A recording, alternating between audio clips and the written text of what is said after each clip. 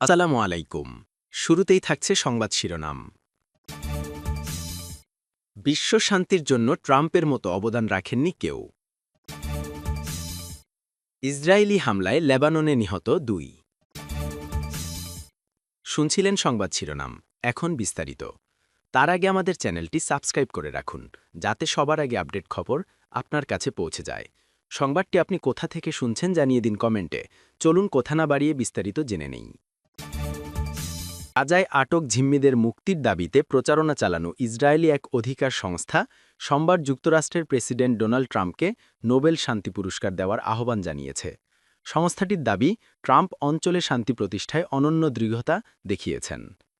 Norway Nobel কমিটিকে পাঠানো এক চিঠিতে হোস্টেজেস অ্যান্ড মিসিং ফ্যামিলিজ ফোরাম বলেছে, তিনি এমন কিছু সম্ভব করেছেন যেটিকে অনেকেই অসম্ভব বলে মনে করতেন। সংস্থাটি তাদের বিবৃতিতে আরও জানায়, আমরা জোরালোভাবে অনুরোধ করছি প্রেসিডেন্ট ট্রাম্পকে নোবেল শান্তি পুরস্কার দেওয়া হোক, কারণ তিনি প্রতিশ্রুতি দিয়েছেন শেষ জিম্মিটিও ঘরে না ফেরা পর্যন্ত তিনি বিশ্রাম নেবেন না, থামবেন না। তাদের দাবি অনুযায়ী এই মুহূর্তে প্রেসিডেন্ট ট্রাম্পের একটি পূর্ণাঙ্গ পরিকল্পনা টেবিলে রয়েছে, যার উদ্দেশ্য সবশেষ অবশিষ্ট জিম্মিকে মুক্ত করা এবং অবশেষে এই ভয়াবহ যুদ্ধে সমাপ্তি ঘটানো। ফোরামটি আরও বলেছে, গত এক বছরে বিশ্বে শান্তির জন্য প্রেসিডেন্ট ট্রাম্পের মতো অবদান রাখেননি কেউ, না কোনো নেতা, না কোনো সংস্থা। এই আহ্বানটি এসেছে এমন এক সময়ে যখন ইসরায়েল ও হামাসের মধ্যে উচ্চ পর্যায়ের আলোচনাগুলো সোমবার মিশরে শুরু হওয়ার কথা, যা ট্রাম্পের ঘোষিত ২০ দফা শান্তি পরিকল্পনার ভিত্তিতে অনুষ্ঠিত হবে। প্রেসিডেন্ট ট্রাম্প প্রকাশ্যে বলেছেন তিনি নোবেল শান্তি পুরস্কার পেতে চান, যদিও বিশেষজ্ঞদের মতে তার সম্ভাবনা অত্যন্ত কম। ট্রাম্প দাবি করেছেন তিনি গত কয়েক মাসে ৬ থেকে ৭টি যুদ্ধ মীমাংসা করেছেন, তবে বিশেষজ্ঞরা এটিকে অত্যন্ত অতিরঞ্জিত বলে মন্তব্য করেছেন। ইসরায়েলি হামলায় লেবাননে নিহত ২। লেবাননে সোমবার ইসরায়েলের হামলায় নিহত ২ জন। এর মধ্যে গত বছরের ইসরায়েলের পেজার হামলার এক বেঁচে থাকা ব্যক্তি বলে জানিয়েছে রাষ্ট্র সংবাদ মাধ্যম। ইসরায়েলি সামরিক বাহিনী জানিয়েছে তারা হিজবুল্লার এক সদস্যকে লক্ষ্যবস্তু করেছে। সাধারণত হেজবুল্লার উপর লক্ষ্যবস্তু হচ্ছে দাবি করে লেবাননে হামলা চালিয়ে আসছে ইসরায়েল।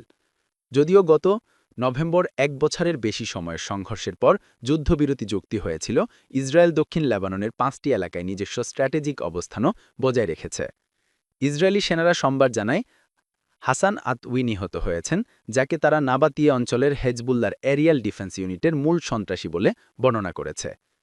লেবাননের রাস্কর পরিচালিত ন্যাশনাল নিউজ এজেন্সি এনএনএ জানিয়েছে আতউইর মিস্ত্রি জায়নাব রাসলান, যিনি গাড়ি চালাচ্ছিলেন, তিনিও নিহত হয়েছেন। ইসরায়েলি সামরিক বাহিনী অভিযোগ করেছে আতউই ইউনিট পুনঃস্থাপন ও পুনঃসজ্জার কার্যক্রম পরিচালনা করেন এবং ইরানি ইউনিট নেতাদের সাথে সরঞ্জাম ক্রয় ইত্যাদি যোগাযোগ রাখেন। লেবাননের স্বাস্থ্য মন্ত্রণালয় সোমবারের হামলার তথ্য নিশ্চিত করেছে। তাদের মতে ইসরায়েলি ড্রোন হামলায় নাবাতিয়ে জেলার জেবদিন সড়কে গাড়ি লক্ষ্যবস্তু হওয়ার ফলে ২ জন নিহত ও ১ জন আহত হয়েছেন। ইসরায়েলি সেনারা আরও জানিয়েছে তারা লেবাননের পূর্ব ব্যাক্কা এলাকায় হেজবুল্লার প্রশিক্ষণ কেন্দ্র হিসেবে ব্যবহৃত সামরিক স্থাপনাগুলোতে হামলা চালিয়েছে।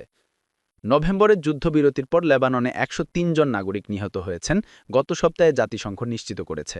তারা চলমান দুর্দশা বন্ধ করার আহ্বান জানিয়েছে। যুদ্ধের পর হেজবুল্লাহ মারাত্মকভাবে দুর্বল হলেও তাদের অস্ত্র সমর্পণ করতে চাপ দেওয়া হচ্ছে।